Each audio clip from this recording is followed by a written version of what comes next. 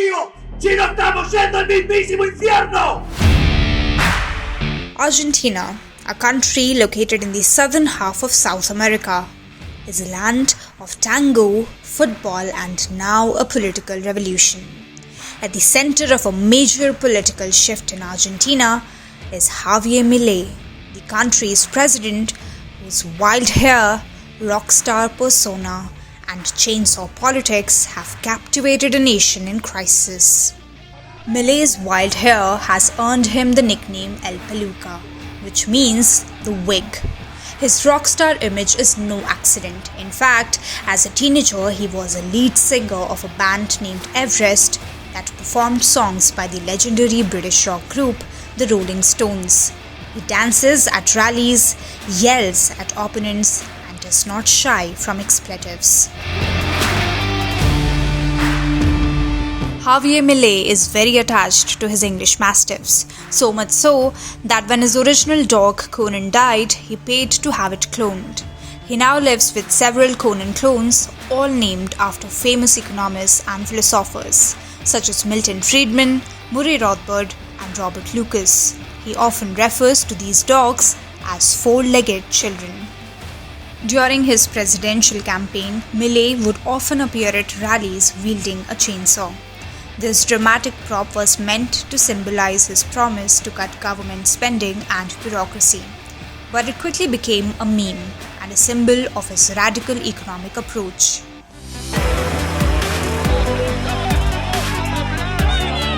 Born in Buenos Aires in 1970, Milei was once a little-known economist with a flair for controversy. His rise from TV pundit to president is one of the most dramatic stories in modern politics.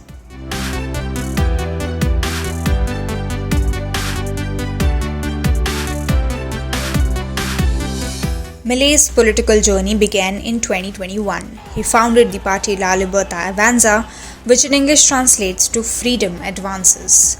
At the time, he promised to smash the status quo in Argentina and to pull people out of economic misery. In 2023, Argentina was in crisis, inflation over 200%, poverty soaring, and trust in politicians at rock bottom. Milei's radical message resonated. He won the presidency with over 55% of the vote in the runoff, drawing support from young people, the urban middle class, and the frustrated working poor. Milei calls himself an anarcho-capitalist, a libertarian, anti-communist, and pro-market. He sees the state as a fundamental evil and is a strong supporter of the private sector. He rails against socialism and what he calls as woke ideology.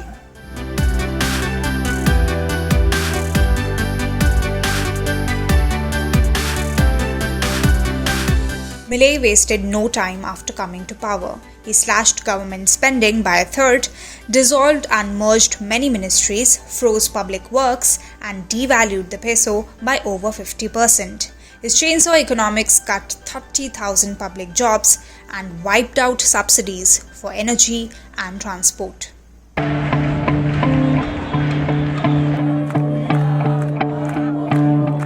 But the pain was immediate. Poverty soared to 53%, the highest in 30 years. 5.5 million more Argentines fell into poverty within 6 months. GDP plunged, consumption and investment dropped, and public anger spilled into the streets. No tenemos que tener miedo, porque peor es vivir en esta situación, que nos está llevando a la miseria a nosotros, a nuestros hijos, a nuestros nietos. El pueblo no tiene dinero, sino que tiene fuerza y trabajo para luchar contra aquellos que se sientan en una mesa y negocian el hambre del pueblo. There are a lot of protests happening every now and then. Earlier, it was happening every week. Argentina has always had a free press. So, people criticize governments routinely. There are protests all the time. And there were protests against the previous party that was in power, which is the Peronist party. And there are protests against Milei as well. And there will continue to be protests next year, next term, whoever comes in as the new president as well. This is very normal. I don't think we can read too much into it. Until Argentina gets out of the sort of economic mess that the country finds itself in, you will see regular protests. Why would people not protest against, not being able to get enough jobs, not being able to save money? But Milei's radical experiment has brought Argentina back to the world stage. Inflation is finally falling, the budget is balanced, and foreign investors are paying attention.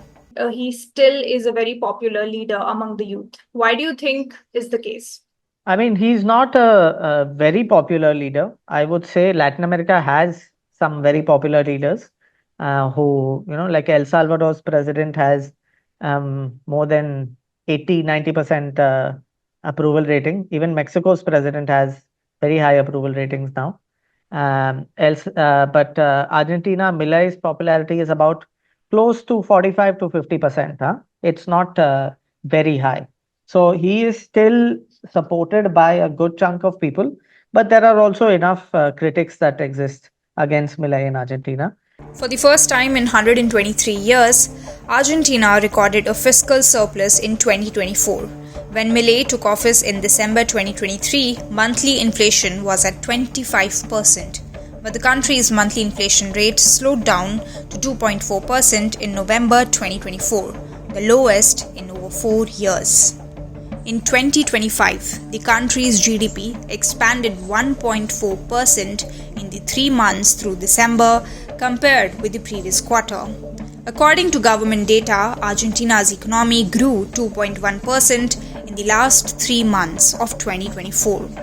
But poverty is at historic highs and political polarization is intense. Estoy porque soy jubilado. Gano 450.000 pesos, no me alcanza para nada, aporté toda mi vida, tengo a mi mamá en vida, gana 279.000 pesos, le están sacando los remedios, es un desastre. Even now, inflation is lower than the last few years, but it is still not, it's nothing to celebrate, right? The annual inflation, the last recorded one, for the last month, for April. So annual inflation, basically, year-on-year inflation calculated up till April is 47%.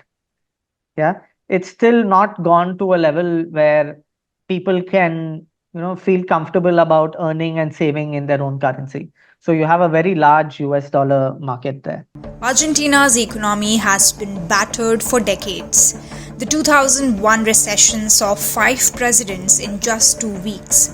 But one of the most controversial ideas by Milei is to dollarize Argentina.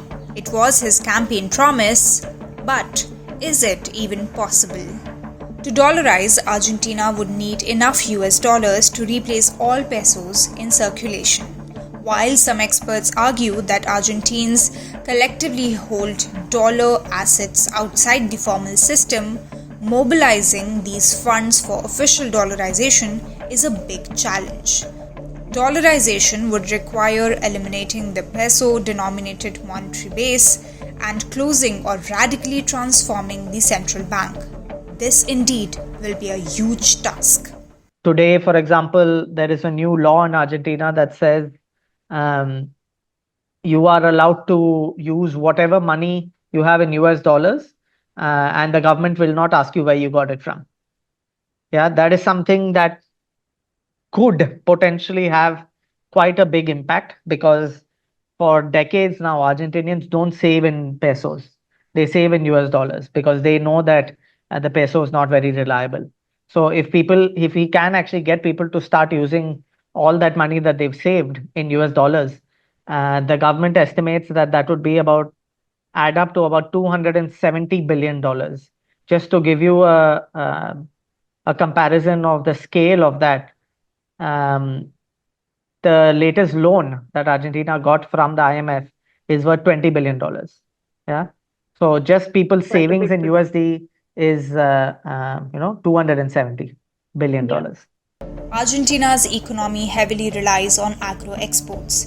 The country is rich in natural resources, particularly oil, natural gas, and lithium. But despite its resource wealth, the country faces recurring economic crisis and widespread poverty. Do you think that they're relying heavily on agro exports and not focusing much on industrial sector? No, this is a perennial problem, not of Argentina, but of the entire Latin American region. These countries have a history of commodity production and commodity exports. So there is a lot of literature on, the economic model that has been followed in Latin America for the past 250 years, right? Even before they became independent, right? These are commodity exporting nations. And the economic term for this is called export-led growth. Export-led growth is what they have done for centuries. Now, that creates an inherent problem where you are at the beginning of the value chain. So Argentina, for example, produces and they have reserves of lithium. But do they produce lithium batteries? Do they have a big share of the global lithium end of the value chain market? No, they don't. So this is an issue for many Latin American countries. You can take, whether it is minerals or whether even if it is petroleum. Brazil, for example, is one of the biggest oil producers in the region. Brazil produces a lot of crude oil and they still import finished products. One of the biggest imports of Brazil is diesel from India. Can you imagine? They are exporting crude oil to India and they are importing the finished product, which is diesel, because they do not have sufficient refineries to make the finished product. Now, this is not a Milei problem. This is an Argentina problem, and not only Argentina, it is a Latin America problem. And now, at this stage, it is almost impossible to solve because the end of the value chain has already been captured globally. Yeah. So China is making most of the world's lithium batteries. How are you going to compete with them? Even if you start producing in Argentina, will you be able to compete with the Chinese on lithium batteries? No.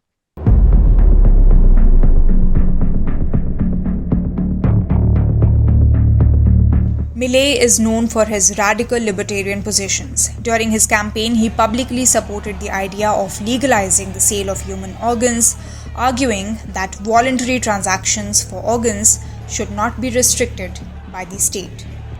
On gun laws, Milei has consistently backed the right to civilian firearm ownership, advocating for loosening existing restrictions. He believes in expanding individual freedoms, including the right to bear arms. While Milei's austerity measures such as slashing public spending, cutting subsidies and reducing the size of government have drawn praise, some argue that his administration is closely aligned with big business interests. The austerity measures have had, you can actually compare them to the US as well, right? He mimics a lot of what Trump says and wants to do and has also done those things.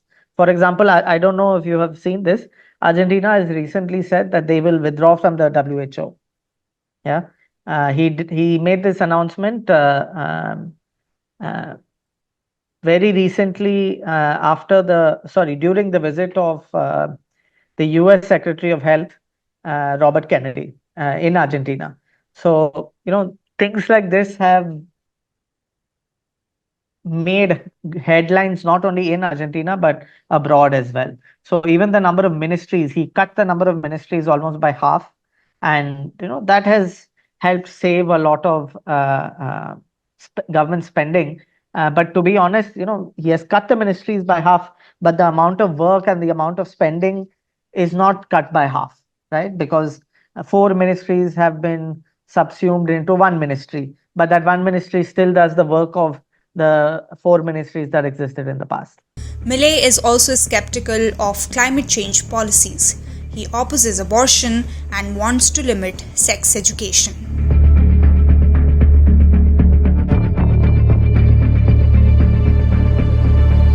Argentinian President Javier Milei is fiercely anti-communist, openly criticizing regimes in Cuba, Venezuela, and China.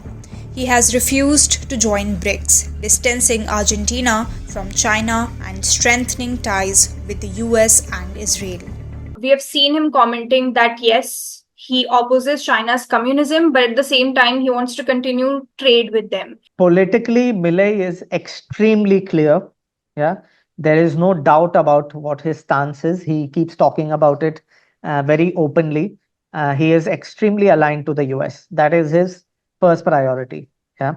Um, China, he actually spoke quite negatively about China during the campaign, yeah, during the election campaign. That was before he was elected. But after he was elected, he met with the Chinese, he met with the highest officials from the Chinese government, and he has stated publicly in interviews that he is happy doing business with China.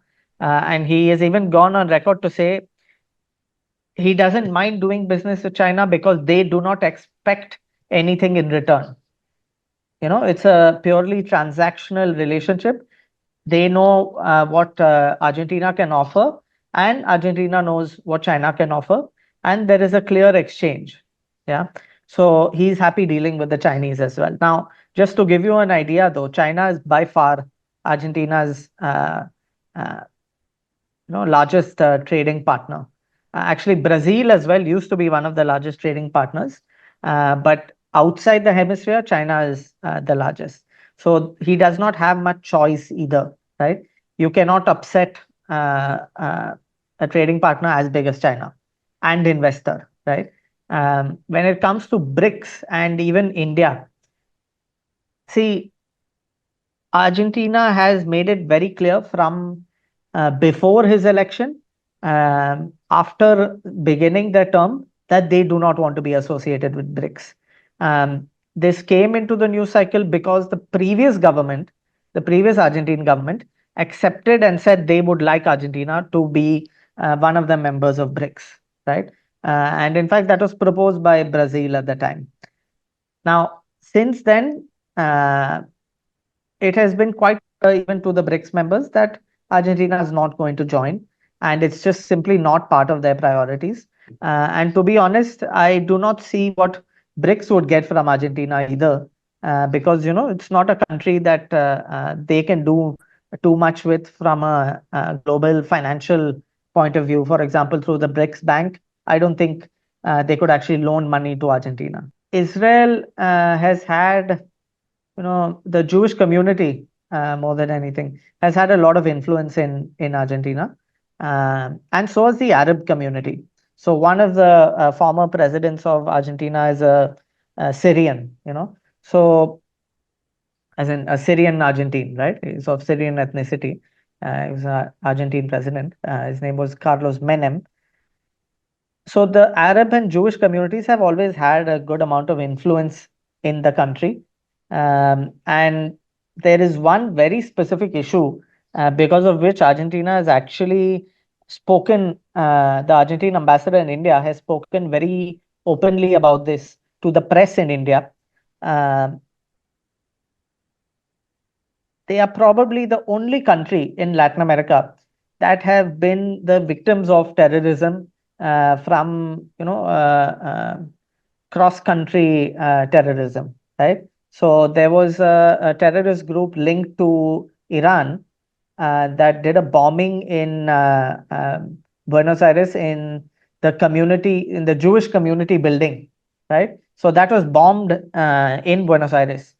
And as a fallout of that, they have supported countries over the past decades that are also victims of terrorism. So when we had this terrorist attack in Jammu and Kashmir now, the Argentine ambassador also spoke very much in favor of India and very much in support of, I'm not sure if he spoke in support of the Indian government, but he spoke in support of countries that face this problem of terrorism, right? So that also comes with the Jewish stance that they have over the past few years, where this country is aligned with Israel to a large extent. At the 2025 World Economic Forum in Davos, Milei electrified the audience. He declared that Argentina is an example of a new way of doing politics, telling people the truth to their faces. We are an example of a new way of doing politics, which is about telling people the truth to their faces and trusting that they will understand. He warned the West against the quote-unquote mental virus of woke ideology and called for a return to the ideas of freedom. And the great burden that is the common denominator among the countries and institutions that are failing is the mental virus of woke ideology. Javier Milei has also addressed Argentina's long-standing dispute with the United Kingdom over the Falkland Islands, but with a markedly different approach from his predecessors. Rather than threatening confrontation, Milei has acknowledged that the islands are currently under UK control and admitted that regaining sovereignty could take decades. He has also vowed to declassify files related to Nazi war criminals who fled to Argentina after World War II. In one of the interviews, the Argentinian president said that he admires Moses, Pope John Paul II, and Margaret Thatcher. He says that he wants to convert to Judaism, but he plans to formalize his conversion after his presidency because of the responsibilities of his current office. Javier Milei, the Lion of Argentina, has staked his presidency on radical change. But the question is, will his shock therapy save Argentina or deepen its pain? And will his gamble pay off? No one has an answer to Argentina's problems. No one. If you ask anyone and they tell you that they do, including the president of Argentina, you should not believe them. Yeah, because this is an extremely complex country and one of the most complex economies that exist today. So the answers are never going to be easy and there are no straightforward answers, right? The only way to do things is trial and error. You try something, see if it works. If it doesn't work, you try something else.